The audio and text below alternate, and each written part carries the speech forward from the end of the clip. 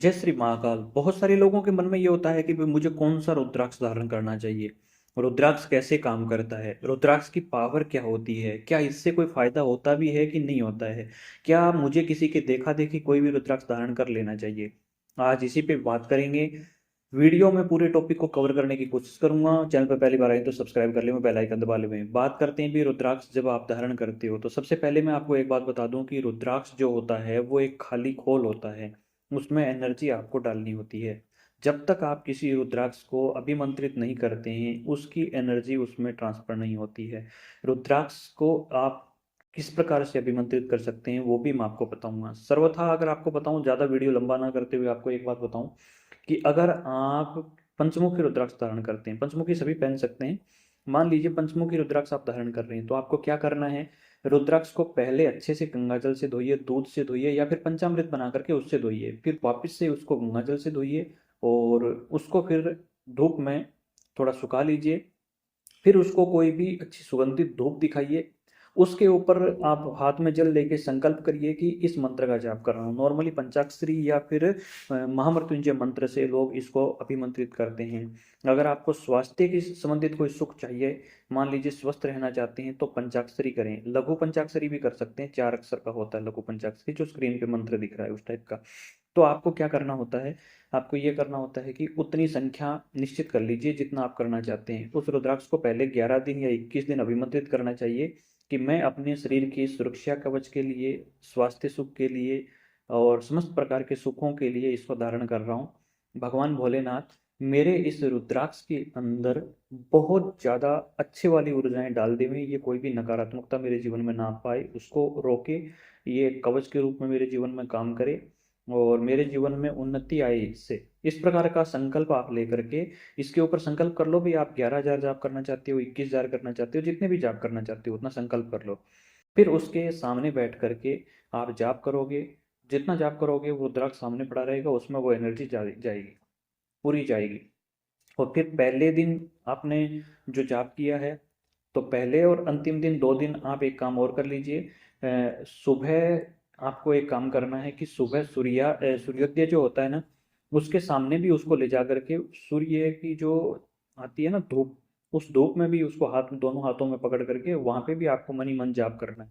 और जब रात्रि काल आ जाता है, तो रात्रि काल में अगर उस दिन करना चाहो तो उस दिन भी कर सकते हो, अन्य दिनों में करना चाहो तो अन्य दिनों में भी ये प्रयोग कर सकते हो। कि लास्ट दिन अगर आप उसको कर रहे हो तो चंद्रमा की जो रोशनी होती है उसमें भी उसको रख करके, मतलब आपके हाथ में रखकर रोशनी उस पर पड़ती रहे, इस प्रकार हाथ में ले लो और हथेली में उसको रख करके इसके ऊपर जाप करो मनी मन। इससे क्या होगा, ये क्यों करना है, इससे सूर्य और चंद्रमा दोनों ग्रहों की शांति भी होती है। वैसे रुद्राक्ष अगर आप पहचान करना चाहते हो तो दोनों साइड उसके किनारों पे सिक्के के बीच में उसको लेते हो तो वो घूमता है। और अगर उसको पानी में डालते हो और वह पानी में डूब जाता है तो ये भी एक निशानी होती है रुद्राक्ष की। नॉर्मली लकड़ी वाले उसमें तैरते रहते हैं और दिक्कत होती है उसमें, एक लकड़ी के बने भी आते हैं। रुद्राक्ष के अलावा भद्राक्ष भी बाजार में बिकने को आते हैं। पश्चिम बंगाल, असम साइड में जो वन होते हैं वहाँ पे थोड़े से भद्राक्ष इत्यादि के पेड़ ज़्यादा हैं और वहाँ पे रुद्राक्ष भी हैं, ऐसी बात नहीं है, लेकिन सामान्यतः नेपाल के जो रुद्राक्ष हैं उनका ही महत्व ज़्यादा है।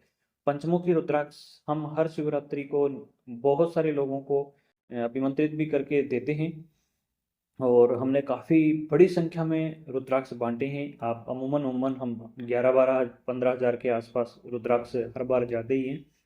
और रुद्राक्ष को सिद्ध करने का आपको तरीका बता रहा हूँ, कहीं से मंगवाने की जरूरत नहीं है, इस तरीके को आप अपनाओ। इससे क्या है, बड़ी संख्या के अंदर अगर आप इसमें जप करते हो तो वो आपकी साइड आने वाली एनर्जी को रोकेगा। ये सारा खेल तंत्र में हमेशा एनर्जी का ही होता है, सब कुछ एक एनर्जी है। इसको कैसे रोकता है, कैसे काम करता है वो भी मैं आपको बता देता हूँ। इसमें मान लीजिए कोई आपके ऊपर प्रयोग कर रहा है तो एक शक्ति आई जो आपको तो नहीं दिख रही है, इनविजिबल है, अदृश्य है, वो आई आकर के आपसे टकराएगी। तो टकराने से पहले जो आपका कवच है वो आपके ओरा चक्र में स्थापित हो जाता है कवच। तो आपके चारों ओर एक कवच बना हुआ है, वो जितना जप किया है उतना दूर तक का कवच बनेगा। मान लो अगर आपने 11,000 जप किया है तो अमूमन एक अंदाजा बता रहा हूँ कि मान लीजिए कोई आप एज ए एग्जाम्पल समझिए कि भाई आपने 11,000 जप किया है उसके ऊपर, तो ये 11 फीट दूर तक आपका कवच बन गया मान लो। उदाहरण बता रहा हूँ, जरूरी नहीं है 11,000 में 11 फीट लंबा कवच बन जाए, मेरे कहने का मतलब है एक उदाहरण है। तो मान लीजिए कि जो भी चीज आएगी वो आपसे 11 फीट दूर ही वो चीज नष्ट हो जाएगी उससे टकरा करके, आपके शरीर पे प्रभाव ही नहीं आएगा। मान लीजिए आपने 100 जप किए हैं उसके ऊपर, तो वो आपके पास आएगी चीज, बिल्कुल आपके शरीर से टकराएगी, तो उसका थोड़ा प्रभाव आपके शरीर पे भी दिखेगा, क्योंकि वही गोली वाली बात हो गई। गोली अगर बीच में किसी चीज में टकरा करके टकराते टकराते टकराते उनको पार करते करते आती है तो उसकी गति कम हो जाती है। और अगर वो गोली सीधे आती है तो इंसान की जान ले लेती है। तो वही इसमें भी होता है, आपकी एनर्जी का जितना लंबा ओरा बनेगा, जितनी ज्यादा आप उसके ऊपर जप करके पहनोगे, उतना उसका एनर्जी का लेवल बढ़ेगा, उतनी दूर से वो चीज नष्ट कर देगा। तो हमेशा उसको अभिमंत्रित करके पहनना चाहिए, संकल्प लेकर के उसको अभिमंत्रित करना चाहिए कि आपको इस काम के लिए पहनना है। और सामान्यतः साधक को उसको लाल धागे में पहनने की कोशिश करनी चाहिए, क्योंकि लाल धागा आप आम व्यक्ति के लिए, गृहस्थ के लिए अच्छा माना गया। चाहो तो काले धागे में भी पहन सकते हो, काले धागे में भी पहनाते हैं, अघोर विधान से काले धागे में पहनते हैं। सात्विक लोग क्या है, उसको लाल धागे में पहनना पसंद करते हैं। वो अपनी अपनी एक सोच होती है, अपनी अपनी एक तरीका होता है, उसमें कोई ज़्यादा गहराई में मैं नहीं जाना चाहूँगा। लेकिन हाँ, ये जरूर है कि रुद्राक्ष जो है आप तभी पहनो जब आप उसको अच्छे से अभिमंत्रित कर सकते हो, और कोई ज़्यादा कठिन नहीं है। पंचाक्षरी मंत्र हर कोई जानता है, लघु मृत्युंजय मंत्र हर कोई जानता है, महामृत्युंजय हर कोई जानता है। उन सभी से आप इनको अभिमंत्रित कर लीजिए, बहुत अच्छा काम करेगा। और बहुत जबरदस्त तरीके से इसकी एनर्जी होती है। अब आपको एक बात और बता देता हूँ, जो तंत्र प्रयोग करते हैं आपके ऊपर, वो क्या करते हैं, वो कैसे करते हैं। वो कोई भी चीज़ आपके नाम से उठाते हैं, आपको टारगेट करते हैं। कोई दूर बैठा, हजारों किलोमीटर दूर बैठा व्यक्ति आपके ग्राम देवता, स्थान देवता, कुल देवी देवता का बंदिश करने की कोशिश करेगा। सबसे पहले उनके नाम से भोग प्रसाद दे करके, संकल्प दे के, उनके ऊपर कोई शक्तियां बैठा करके, फिर उनके वहां से कोई चीज़ आपके लिए भेजी जाती है। जब आपके लिए वो चीज़ भेजी जाती है, तो जिस स्वरूप में आप बैठे होते हो वहां पे आके डायरेक्ट वो अटैक करती है। और कोई चीज़ों की सीमाएं भी बांधी जाती हैं। मान लीजिए जब मूठ चलाई जाती है, तो 1.25 पहर की, 1.25 घड़ी की, 1.25 दिन की, अलग अलग इसमें 1.25 वर्ष की, 1.25 महीने की, अलग अलग उनमें मियाद डाली जाती है, अलग अलग मियाद होती है उनके अंदर।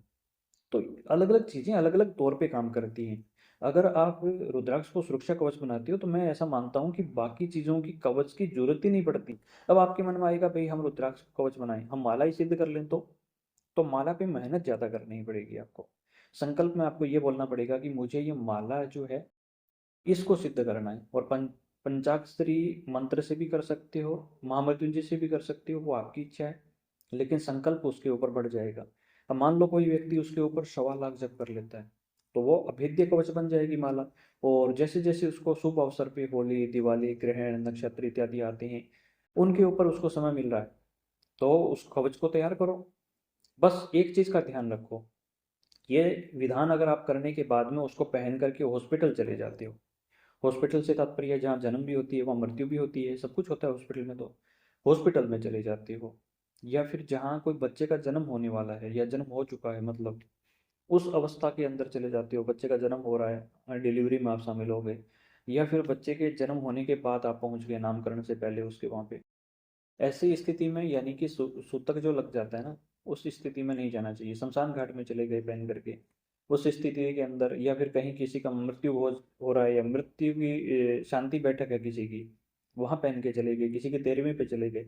ऐसी अवस्थाओं पे, ऐसी जगहों पे जाने के बाद में उस कवच की शक्तियां क्षीण हो जाती हैं। ग्रहण में पहन करके आप इधर उधर चले गए, उससे क्षीण होती है। ग्रहण में तो आपको उल्टा उसको छुपा करके रख के उसको, उसके नाम से संकल्प छोड़ करके आपको अभिमंत्रित करना चाहिए इसको। कहने का तात्पर्य यह है कि जितना उसमें ऊर्जाएं डालोगे और जितना थोड़ा सा इसका ध्यान रख लोगे, वो चीज उतनी तीव्रता से काम करना शुरू कर देगी। रुद्राक्ष अपने आप में बहुत अद्भुत चीज है दोस्तों। रुद्राक्ष का जितना वर्णन किया जाए उतना कम है। अगर आप रुद्राक्ष, अगर सही रुद्राक्ष है पंचमुखी, और उसको कुछ दिन पानी में डाल करके और जप करके उसका पानी पीना शुरू कर देते हो, तो भी आपके आरोग्य के लिए ये काम करता है। रुद्राक्ष से बहुत सारे फायदे होते हैं। रुद्राक्ष शब्द का अर्थ क्या है, नाम क्यों पड़ा। रुद्र यानी महादेव शिव, और अक्ष, अक्ष आंसू को बोलते हैं। तो रुद्राक्ष यानी कि शिव जी के आंसुओं को, जब पार्वती माता जो थी, सती माता, पार्वती तो दूसरा स्वरूप था उनका, माता सती जब हवन कुंड के अंदर कूद गई थी, राजा दक्ष के द्वारा करवाया जा रहा था हवन, उसमें शिव जी भगवान को आमंत्रित नहीं करने के कारण वो दुखी थे और उस हवन कुंड में उन्होंने प्राण त्यागने के लिए उसमें वो कूद गए थे।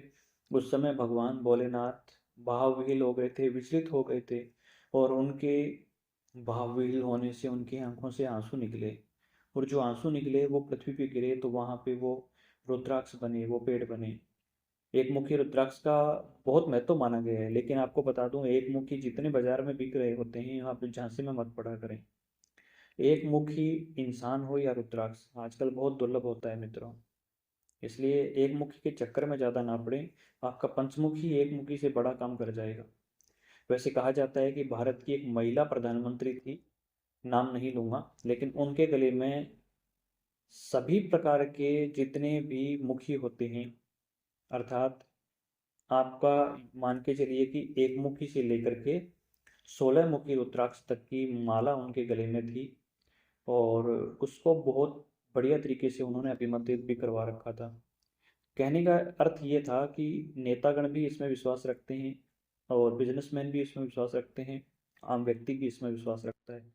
तो रुद्राक्ष अपने आप में अद्भुत चीज़ है। इसको जहाँ से भी प्राप्त होता है पंचमुखी को लो, लेकिन उसको अच्छे से अभिमंत्रित करके पहनो। ये आपके लिए लाजवाब काम करेगा। उम्मीद करता हूँ कि ये वीडियो आपको अच्छा लगा होगा। चैनल पर पहली बार आए तो सब्सक्राइब कर लेना और बेल आइकन दबाना बिल्कुल मत भूलिए।